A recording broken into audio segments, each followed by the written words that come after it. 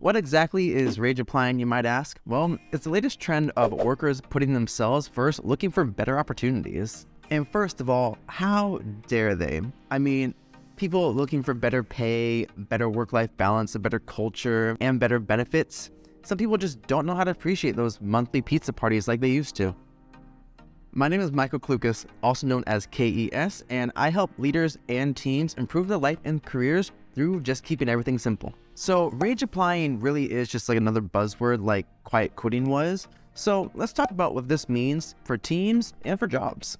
Let's jump right in. Work-life balance remains a huge priority. Everyone has competing priorities in some way or another. Flexibility is now a big determining factor in selecting a company or a job for workers, and you can check out one of my previous videos for a bit more on that. And it's not only team members or frontline employees that are focusing and prioritizing that work-life balance, but leaders are now too.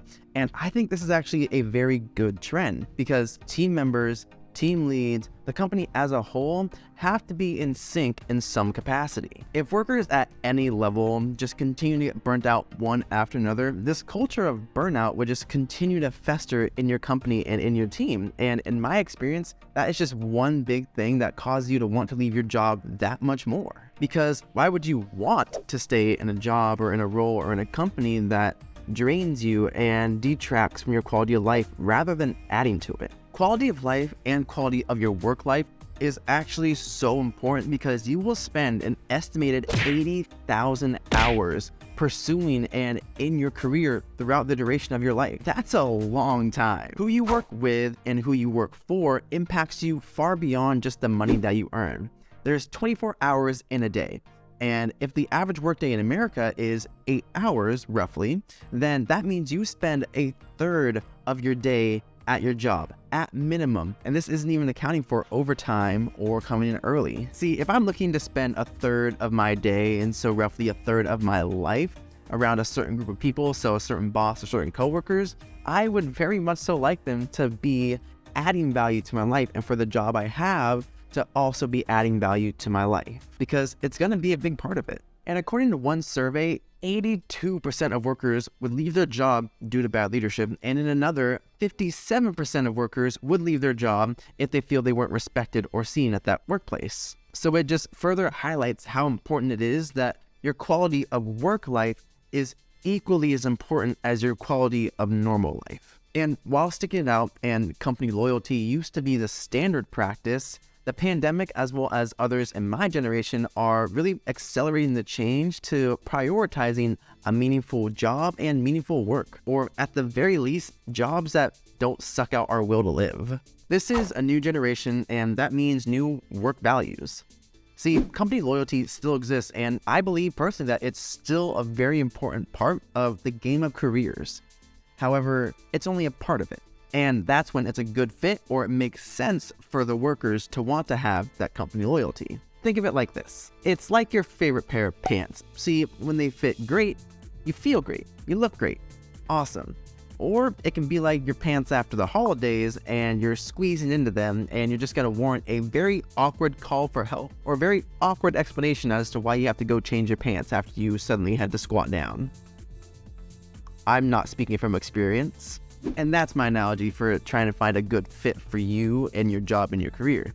So we know that on average, every 2 to 3 years, if you change jobs, then as a whole, you will have a better net income and better experiences as a whole. However, it's again coming down to, is it the right fit for you?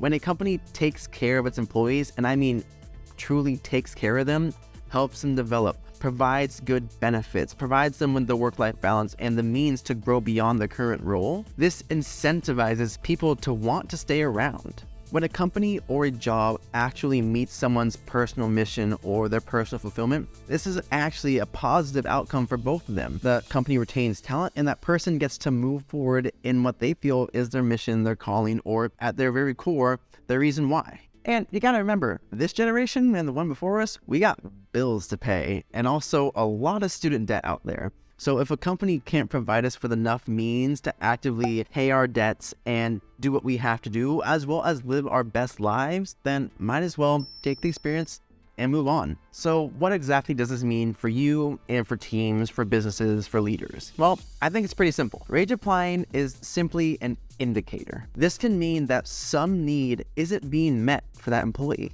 and is an indicator that something needs to change for them to want to stay around or to want to actually keep doing their job, as opposed to looking for a way out or looking for something else that better meets their needs and aligns with who they are. Secondly, this is actually something that can be an opportunity to improve your company and improve your team. And here's how. Lateral moves are a great tool for companies to use, because think of it like this. If there is a team member who has a special skill set that they aren't able to utilize in their current role or in the current department, and they're unfulfilled, then it might be best to move them to another department where they can actively use this skill.